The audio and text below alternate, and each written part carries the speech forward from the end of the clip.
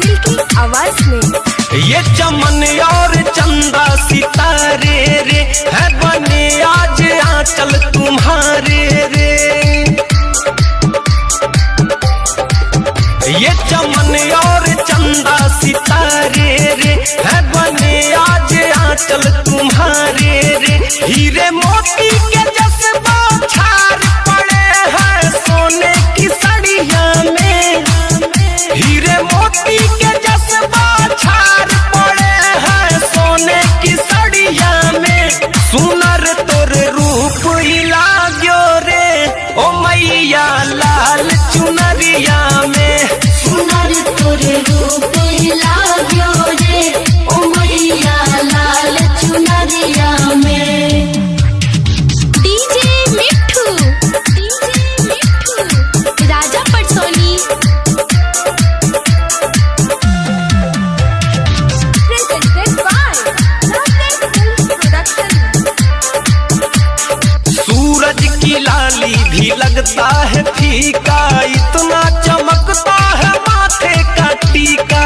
इतना चमकता है माथे का टीका। सूरज की लाली भी लगता है फीका इतना चमकता है माथे का टीका। ओ मेरा मन ये करे मैं बस जाऊं माँ तेरी नगरिया में। ओ मेरा मन ये करे मैं बस जाऊं माँ तेरी नगरिया में। सुनर तोर रूप ही लाग्यो रे ओ मैया लाल चुनरिया में। सुनर तोरे रूप लाग्यो रे ओ मैया लाल चुनरिया में।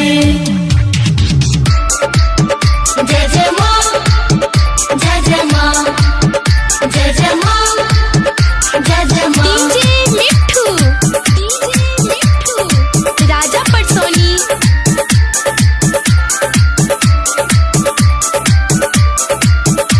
आप सुन रहे हैं अमित पटेल की आवाज में। तू है यशोदा में तेरा कन्हैया मैं तेरा लल्ला हूँ तू मेरी मैया। मैं तेरा लल्ला हूँ तू मेरी मैया। तू है यशोदा में तेरा कन्हैया मैं तेरा लल्ला हूँ तू मेरी मैया। ओ मुझे अपना बना ले आज खड़ा हूँ तेरी दुआरिया पे। ओ मुझे अपना बना ले आज खड़ा हूँ तेरी दुआरिया पे। सुनर तोर रूप ही लाग्यो रे ओ मैया लाल चुनरिया में। सुनर तोरे रूप लाग्यो रे ओ मैया लाल चुनरिया में। ये चमन और चंदा सितारे